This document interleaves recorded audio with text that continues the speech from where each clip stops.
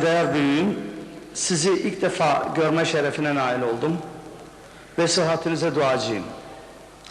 İslam'ın hoşgörü hazinesine dayanarak, eğer sorumdaki şüphem sizi üzebilirse, şimdiden Yüce Allah'ın affına sığınırım. Bizlere bugüne dek aktarıldığı kadarıyla, Mehdilik ve İmamiye olayı gayet sarih olarak anlatılmıştır.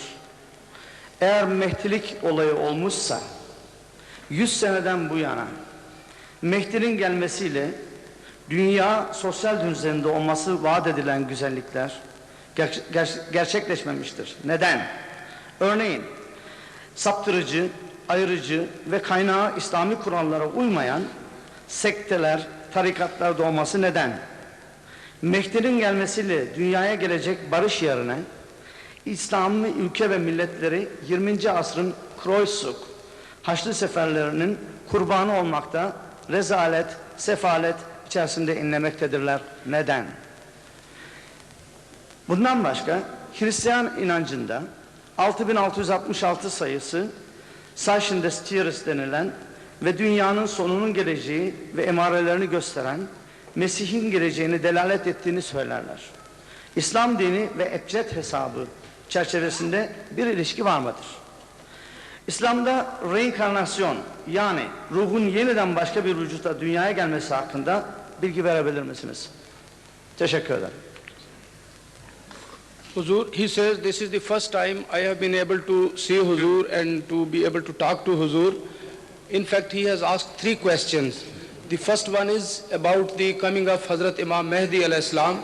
He says that the prophecy regarding Hazrat Imam Mahdi alayhi salam has been explained to us in detail, but I want to ask Huzur why the things which we were expecting with the coming of Hazrat Imam Mahdi alayhi salam have not happened. For example, there are still many false sects and jamaats in the Islamic world. Secondly, the Islamic world today has become a target of the Christian wars and so on and so forth. So why these have not been fulfilled by the coming of Hazrat Imam Mahdi alayhi salam? Now, first question should be asked first. When I answer it, then you take up the second question, please. The answer to this question is very simple. When a prophecy is made about a divine messenger, the prophecy is not fulfilled by force. It is not imposed on the people. It is up to the people to accept that Imam or to reject that Imam. If they accept, then they get the benefit. If they reject, that they do not get the benefit at all. So this is what the Holy Quran speaks of when it says, وَإِذَا أَنْعَمْنَا عَلَى الْإِنسَانِ أَعْرَضَ وَنَأَى بِجَانِبِهِ وَإِذَا مَسَّهُ الشَّرُّ كَانَ يَئُوسًا. Inam is Nabuwat. وَإِذَا أَنْعَمْنَا عَلَى الْإِنسَانِ أَعْرَضَ وَنَأَى بِجَانِبِهِ. Whenever we bestow the wealth and treasure of Nabuwat, or through Nabuwat, upon man, he turns away and turns his back to it. So Allah does not change the fate of those who do not want to change their fate. This is another law of God which He never breaks. Inna Allah la yughayyiru ma bi qawmin hatta yughayyiru ma bi anfusihim. This happened at the time of Hazrat Muhammad Rasulullah sallallahu alaihi wasallam. He was the prophet of the whole world. Yet Abu Jahl failed to recognize him. And he went to hell without benefiting from his presence at all. His own uncle is known as Abu Lahab, who was deprived of all the blessings of Hazrat Muhammad Rasulullah sallallahu alaihi wasallam, not because the prophecy in him was not fulfilled, because the word of God had to come to pass, that if somebody does not accept the path of guidance himself, Allah will not forcibly lead him to the path of guidance. So Hazrat Imam Mahdi did come with all the blessings which were spoken of about him. And you can see them fulfilled among the people who have accepted him. The miracles of uniting the world, of bringing about great changes in the world, has already happened, has already taken place. But in case of those who have accepted him. And that was not to happen like other Muslim scholars believe that was to happen. It is one other area where I must explain why people are mistaken. People think, because of the Muslim scholars having misled them, that when Imam Mahdi comes, Allah will convert the whole world to the faith of Islam in a matter of a few days or a few months or a few years. Within 40 years of Imam Mahdi, the whole world will be conquered for Islam. Now this is only a myth. It has never happened before. It will never happen any time in the world. Because it did not happen at the time of Hazrat Muhammad Rasulullah sallallahu alaihi wasallam himself. The miracle which was not wrought by the master cannot be wrought by the servant. This is the exaggeration of the people's expectation, and they don't understand these things. When Aimma come from God, they follow the same pattern as has always been followed in the history of prophethood from the time of Adam till the time of Hazrat Muhammad Rasulullah sallallahu alaihi wasallam. They all appear as humble servants. They do not change the world by their breath. They do not change the world by a miracle of conversion. They pass through the same painstaking course of gradual delivery of the message with patience, with suffering, with prayers, with tears and with blood. The course of religious history is drenched in blood and tears of the innocent people. So the same thing which happened to Hazrat Muhammad Rasulullah sallallahu alaihi wasallam was bound to happen to his servant Imam Mahdi. All other concepts are dramatic concepts, things of tales which will never happen. So first of all, rectify your concept of Imam Mahdi. Imam Mahdi is to come like a humble servant of Islam, in Islam, who will begin the struggle for Islam single-handed like all prophets of Allah did before him. No miracle will be shown in favor of Imam Mahdi which was never shown in favor of any prophet of God before him. People will be given the same choice as they were given by the Holy Quran, and the Holy Quran still stands unchanged. وَمَنْ شَاءَ فَلْيُؤْمِنْ وَمَنْ شَاءَ فَلْيَكْفُرْ. This is the law which is unchangeable law. It worked, it was in operation at the time of Hazrat Muhammad Rasulullah sallallahu alaihi wasallam. It will remain in operation till the end of the time. So first of all, rectify your expectations about Imam Mahdi. What is he to do? How would he appear? We believe that Imam Mahdi was to follow the footsteps of Hazrat Muhammad Mustafa sallallahu alaihi wasallam. He was to be treated like him. He was to be rejected like him. Atrocities were to be committed against him like the atrocities were committed against Hazrat Muhammad Rasulullah sallallahu alaihi wasallam and his followers. And this can also be inferred from another tradition of the holy founder of Islam, which speaks of 72 sects to take place, Islam to be split into 72 sects, like it was split at the time in the Ummah of Hazrat Musa alayhi salatu wasalam. Now this is a very important prophecy. When the Ummah of Moses got split into 72 sects, who created the 73rd Jama'ah? Messiah. Without the Messiah, all the 72 were hellbound. It was the Messiah who came and created the 73rd Jama'ah, and gradually the 72 sects began to become smaller and smaller in size and power. And the followers of the Messiah began to grow and swell in size until they became the majority and the 72 became the minority. Exactly the same is the prophecy of Hazrat Muhammad Rasulullah sallallahu alaihi wasallam about the latter days. He says, my ummah will also get split into 72 sects. They will all be hellish, except one, and that will be 73rd Jama'ah. Now, when you remember the history of the ummah of Moses, the message becomes so clear that the 72 will not be saved as such.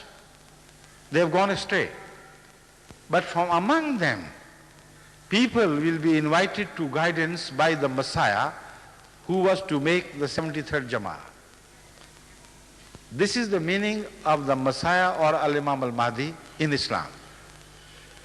So it is this process through which he is to bring people together.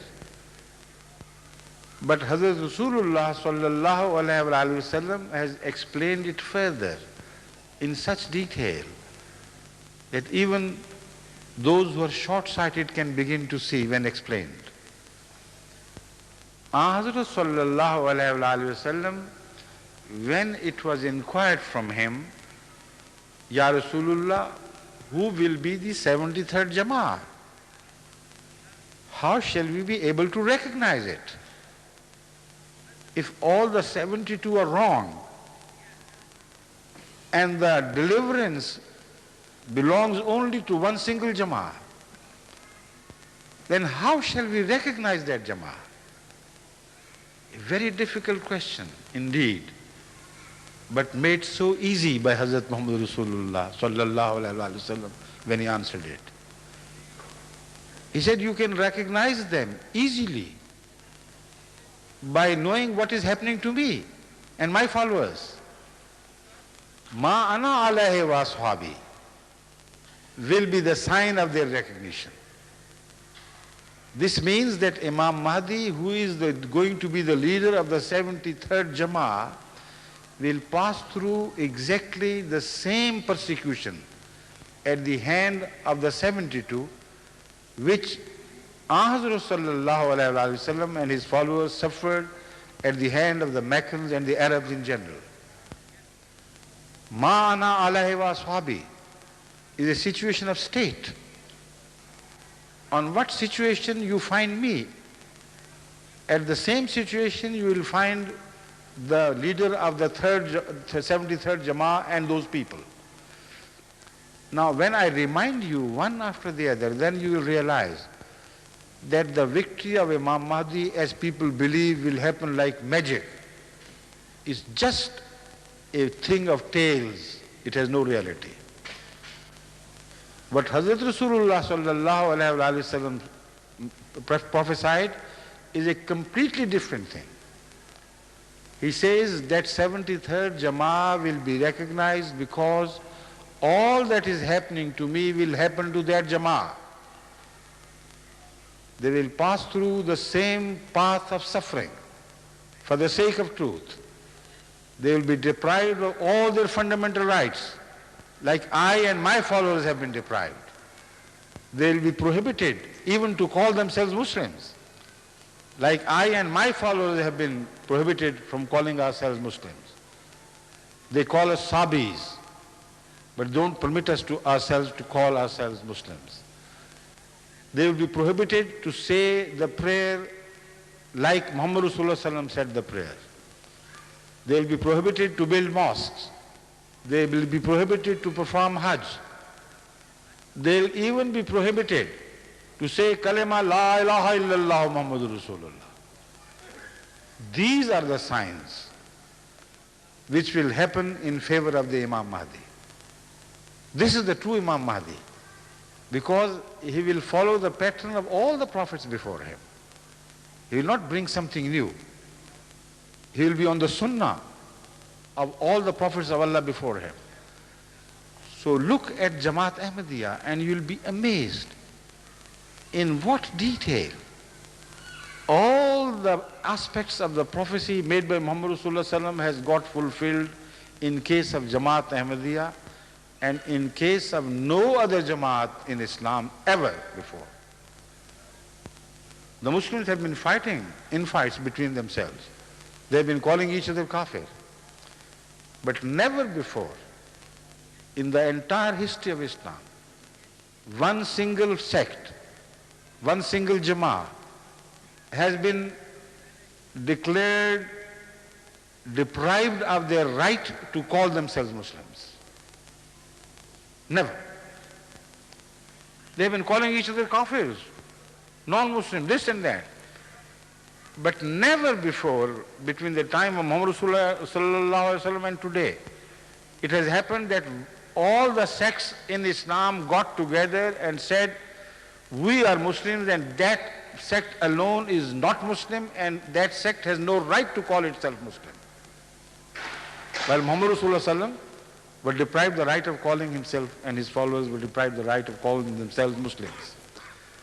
Then kalima la ilaha illallah, Muhammadur Rasulullah, has been the common heritage of the entire world of Islam, whatever the name of the sect. Shias, even the extremist Shias, have never been deprived of the right of declaring La ilaha illallah Muhammad Rasulullah. But Muhammad Rasulullah Sallam was deprived of the right of declaring La ilaha illallah. Why was Bilal dragged on the stony, hard streets of Mecca when the sun was scorching hot? Why many a time he was about to die declaring Ahad Ahad, only because the non-Muslim Arabs jointly together had deprived the Muslims, the follower of Hazrat Muhammad Rasulullah Sallam, the right of declaring La ilaha illallah Muhammadur Rasulullah. Today in the constitution of Pakistan, there are legislations which are read and interpreted by the Supreme Court of Pakistan as depriving Ahmadis the right of declaring La ilaha illallah Muhammadur Rasulullah. And the punishment for that is death, and nothing but death.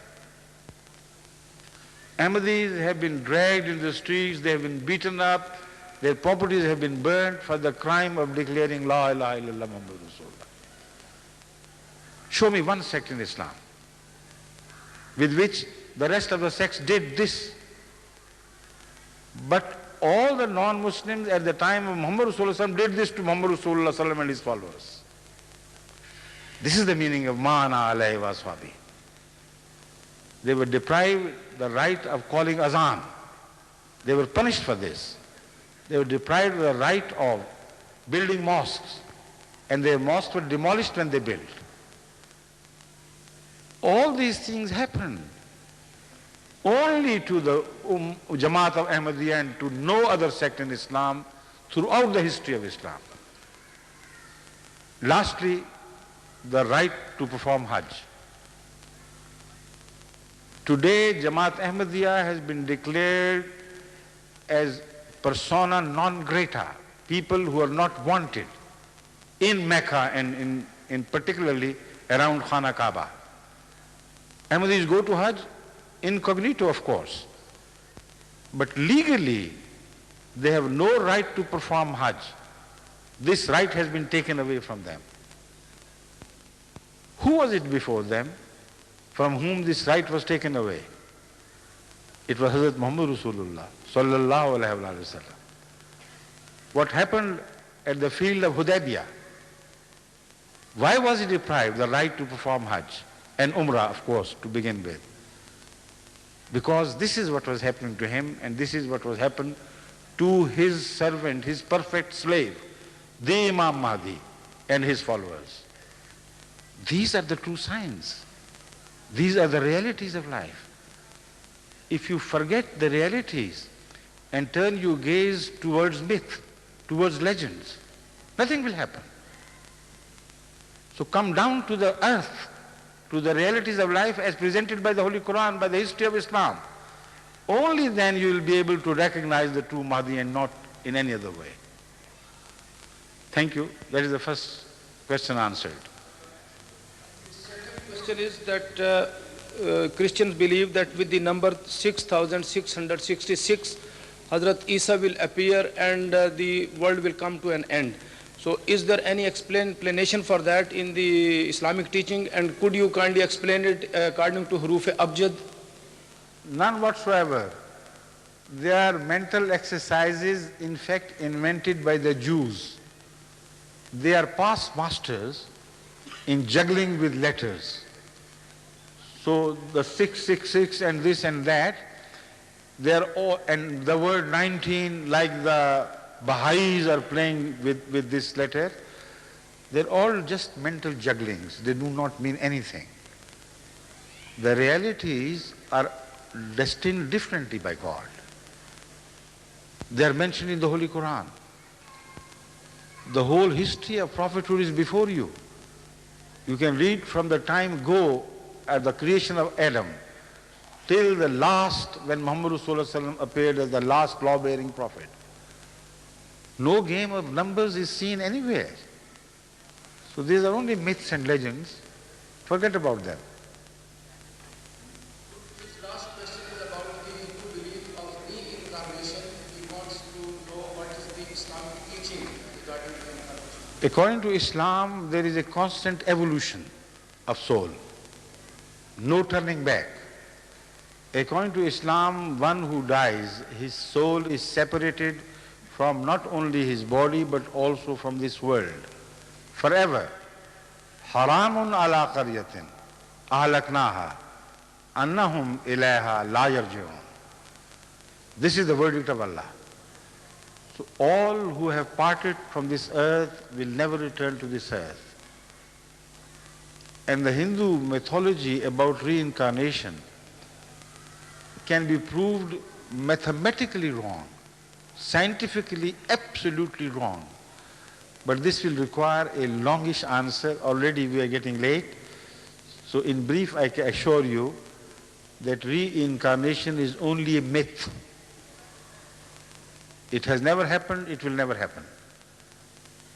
Once your souls part, they part never to return to this world, they appear into another world of different dimensions, where they begin to evolve into a new form of life. Thank you.